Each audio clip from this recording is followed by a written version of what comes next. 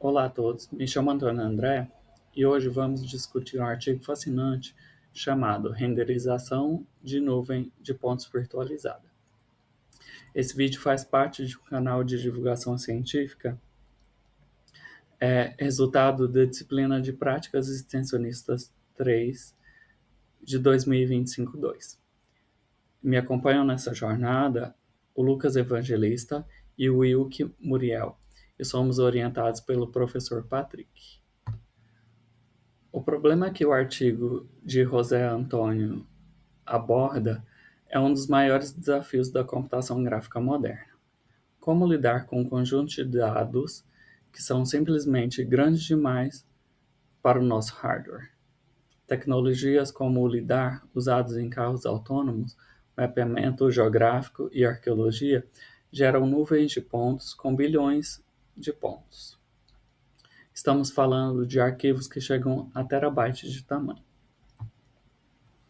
O problema é óbvio. As placas de vídeo, as GPUs mais potentes de hoje em dia, as comerciais, talvez têm 12, 16 ou 24 GB de memória. Esses conjuntos de dados não cabem lá. Esse artigo propõe uma solução elegante que não tenta forçar os dados a caberem, mas sim virtualiza o acesso a eles, permitindo renderizar nuvens de pontos de qualquer tamanho, mesmo em hardware comum. Vamos detalhar o problema. Quando recebemos uma varredura LIDAR, não estamos lidando com malhas 3D tradicionais, como triângulos e texturas. Estamos lidando com uma lista gigantesca de pontos no espaço, cada um com coordenadas x, y e z, e atributos como cor, RGB. O primeiro gargalo é o tamanho. Bilhões de pontos simplesmente não cabem na memória das GPUs. Isso significa que não podemos simplesmente carregar um modelo ou renderizá-lo. O segundo gargalo é a própria GPU. O hardware gráfico é otimizado há décadas para processar triângulos. Renderizar pontos é um caso de uso diferente. Renderizar bilhões deles por quadro é um desafio computacional imenso. O resultado é que, com as abordagens tradicionais, você ou espera minutos para carregar uma cena, ou a sua taxa de quadros cai para níveis não interativos. Ou o programa simplesmente falha por falta de memória. Claro que já existem soluções para isso. A mais comum é usar o nível de detalhe, ou o LOD. A ideia é construir uma hierarquia, como um log-tree, que divide o espaço. De longe, você renderiza apenas um nó pi de baixa resolução e, à medida que se aproxima, carrega os nós filhos, mais detalhados. O problema dessa abordagem é o pré-processamento. Construir uma hierarquia para bilhões de pontos é um processo que pode levar horas. Você não pode simplesmente abrir o arquivo e usá-lo.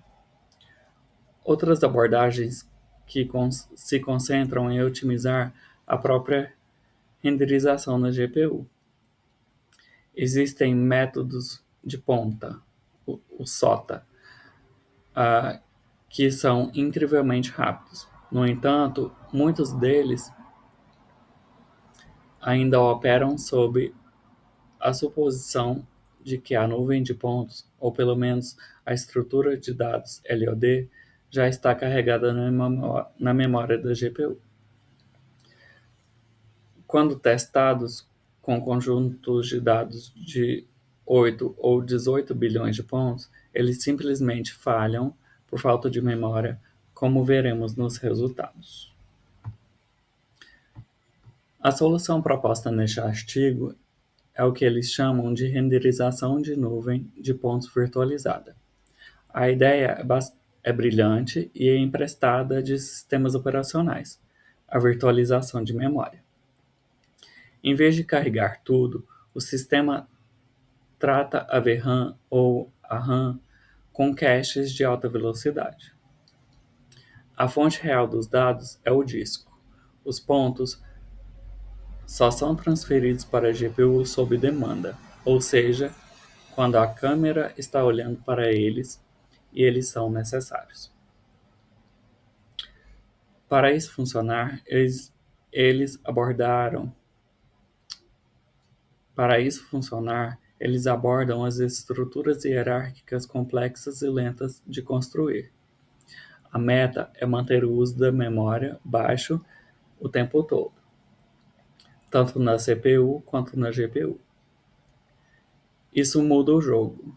O sistema não se importa se a nuvem de pontos tem 1 bilhão ou 100 bilhões de pontos. O desempenho dependerá apenas do que está visível agora, permitindo que hardware comum renderize conjuntos de dados massivos. Para carregar dados sob demanda, você precisa que eles estejam organizados no disco de forma inteligente. Se pontos que estão próximos no espaço 3D também estiverem próximos no arquivo em disco, você pode fazer uma única leitura eficiente. O método comum para isso é a curva de Morton, que você vê na figura. Ela é rápida de calcular, mas tem um problema. Ela cria saltos espaciais, onde 2 pontos consecutivos na curva estão, na verdade, distantes no espaço 3D. A primeira contribuição-chave desse artigo é usar a curva de Hilbert. Na figura, o objeto da esquerda. Como você pode ver, ela tem um formato de labirinto, que mantém a localização espacial muito melhor. Isso resulta em grupos de pontos mais compactos e coesos. Depois de classificar toda a nuvem de pontos com a curva de Hilbert, eles dividem os blocos de tamanhos fixo, que eles chamam de pointlets. Esses pointlets são a unidade fundamental de gerenciamento e renderização. Esta é a arquitetura geral do sistema, que pode ser vista na figura do slide. Ela é dividida em 3 partes que funcionam em paralelo. Em cima, a main thread, em laranja, temos o cérebro da operação, o sistema de memória virtual, ou VMS. Ele é quem decide quais pointlets, nossos blocos de pontos, precisam ser lidos do disco para a RAM e quais podem ser descartados da RAM. Embaixo, no GPU Block, em rosa, temos o músculo. A cada quadro, a GPU calcula quais pointlets estão visíveis. Frustum culling. E o mais importante, quantos pontos de cada pointlet ela precisa renderizar com base na distância, o cálculo de LOD. No meio, a render thread, em azul, atua como uma ponte de comunicação. Ela informa ao VMS na CPU e a GPU precisa de 50% de pontos do pointlet número 10. O VMS então carrega esses pontos, a render thread os envia para a GPU e isso tudo acontece de forma assíncrona, para que a renderização não trave enquanto espera o disco. Vamos dar um zoom no processo que acontece em cada quadro. É a parte mais genial do sistema. Primeiro, a GPU descobre quais pontlets estão na visão da câmera. Para cada um deles, ela calcula um nível de importância com base no tamanho que ele ocupa na tela. Isso determina uma porcentagem de pontos necessários, como mostrado na figura 4, que é essa acima. Um pointlet próximo pode precisar de 60% de seus pontos, enquanto um distante pode precisar de apenas 10%. Agora, o sistema precisa atualizar o buffer da GPU. Ele não pode simplesmente apagar tudo e carregar novos pontos. Isso seria muito lento. Em vez disso, ele faz uma compactação na figura abaixo. Imagine o buffer do quadro anterior. O sistema identifica quais pontos ainda são necessários no quadro novo, como a P0 e a PI, e os copia para o novo buffer. Os pontos que não são necessários, bloco vermelho, são descartados. Isso deixa espaços vazios no novo buffer. O VMS, que estava carregando em segundo plano os novos pontos necessários, o bloco azul new points, agora copia para esses espaços vazios. O quadro final é então renderizado a partir deste novo buffer, que está perfeitamente compactado. Esse ciclo se repete dezenas de vezes por segundo. Este sistema de LOD é rápido, mas tem um custo visual óbvio. Ele cria lacunas. Ao renderizar apenas 30% dos pontos de um pointlet, buracos aparecem. A quarta contribuição do artigo é um conjunto de melhores visuais para mascarar isso. A principal é o preenchimento de lacunas, como visto na figura 7, a figura da esquerda. À esquerda na figura A, vemos a imagem com buracos. À direita, na subfigura B, o algoritmo de preenchimento foi ativado. O método é muito rápido. Para cada pixel vazio, ele olha para seus vizinhos imediatos, numa janela Times. Assim, se encontrar algum pixel vizinho que não esteja vazio, ele se preenche com a cor média desses vizinhos. Como você pode ver no zoom, com um raio pequeno, ele preenche pequenas lacunas, e com um raio maior, o raio igual a 5, ele preenche lacunas maiores. Além disso, eles implementam uma verificação de visibilidade na figura da direita. Às vezes, especialmente em close-ups, pontos do plano de fundo podem vazar e aparecer na frente do objeto. O método deles usa o buffer de profundidade para detectar essas descontinuidades de profundidade e remover esses pontos do fundo, resultando em uma imagem muito mais limpa que a figura B na figura da direita do canto superior direito. A primeira pergunta dos resultados é: aquela história de usar a curva de Hilbert valeu a pena? Os autores compararam na tabela 1 à direita o tempo de construção e a qualidade dos pointlets, usando 3 métodos: o Morton, o padrão rápido, o KD-Tree, ideal em termos de qualidade, mais lento, e o Hilbert. Olhando para as métricas de qualidade, como extensão média e desvio padrão, vemos que Hilbert produz grupos consistentemente mais compactos do que o Morton. Os grupos de Hilbert são quase tão bons quanto os da KD3. Agora, olhe o tempo de construção. Para o database Alhambra, a KD3 levou 862 segundos. Inviável.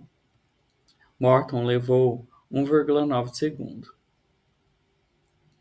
Hilbert levou 3,4 segundos. Isso é uma vitória clara para Hilbert. Ele oferece a qualidade de uma estrutura espacial complexa com a velocidade de uma simples curva de preenchimento no espaço. Este slide é o mais importante. Aqui comparamos o desempenho em quadros por segundo, FPS, do nosso método azul com 3 outros métodos de ponta. No primeiro dataset, Alhambra, com apenas 100 milhões de pontos, nosso método é o mais lento. Schutz atinge a 843 fps. Isso acontece porque 100 m de pontos cabem na VRAM. Então, os métodos que carregam tudo de uma vez são mais rápidos, pois não tem a mesma sobrecarga no nosso sistema de streaming e compactação. Mas agora, olhe para o que acontece quando aumentamos o tamanho. Usina solar 500M de pontos, sim LOD já falha. Nosso método 123 fps já é mais rápido que Schutz 58 e Goel com 37 fps. E agora os datasets massivos. Falha de San Andreas, 1 bilhão de pontos. Schutz e SimLOD falham. Nosso método 120 fps supera o de Goel, 82 fps. Finalmente, Dungermond, 8 bilhões, e San Simeon, 18 bilhões de pontos. Nenhum dos outros métodos consegue sequer carregar os dados. Eles falham. Nosso método continua funcionando com taxas de quadros interativas excelentes. 110 fps e 79 fps, respectivamente. Isso prova o ponto principal. O método deles é o único que escala para nuvens de pontos de tamanhos arbitrários. Vamos analisar mais fundo o desempenho. O sistema tem um parâmetro-chave, o tamanho do bucket, B, que é o número máximo de pontos que a GPU pode renderizar em um único quadro. Na figura 14, a figura da esquerda, vemos o trade-off. O padrão usado nos testes foi de 25 milhões de pontos, B igual a 25M, que deu 80 fps. Se quisermos mais qualidade visual, menos LOD, podemos aumentar o bucket para 90M de pontos. A qualidade melhora, mas o FPS cai para 27. Isso é um ótimo controle para o usuário. Você pode escolher entre a máxima qualidade ou a máxima velocidade. Na figura 15, a figura da direita, vemos onde o tempo está sendo gasto. A barra azul, o culling, a seleção, é muito rápida. As barras verde, projection, renderização, e a laranja, compaction, cópia de buffer, são os principais custos. Mas note algo crucial. O tempo de renderização para San Andreas, 1B de pontos, e San Simeon, 14B de pontos, com o mesmo tamanho de bucket, o B igual a 25M, é quase idêntico. cerca de 4 a 5 milissegundos. Isso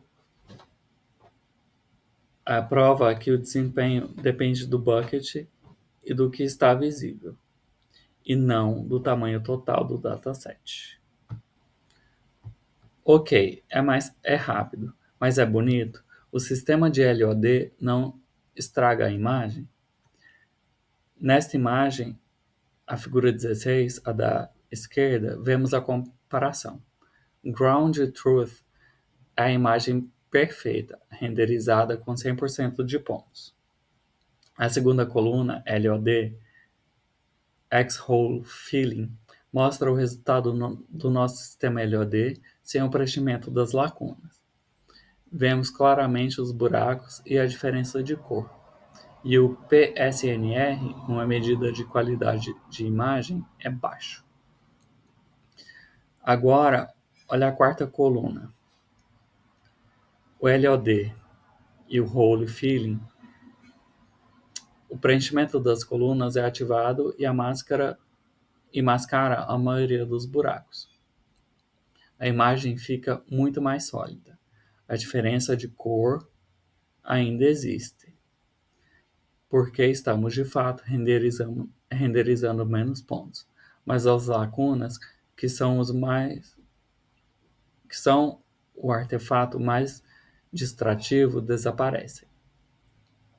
A figura 17 reforça o trade-off que vimos antes.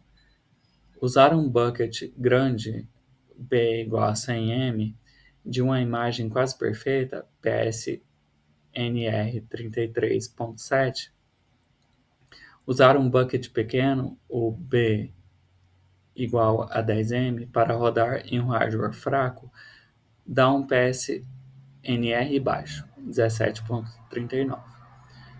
O padrão de 25M, que dá um PSNR de 20.25, é o equilíbrio que os autores escolheram. Para concluir, este artigo apresentou um sistema completo e robusto para renderizar nuvens de pontos massivas.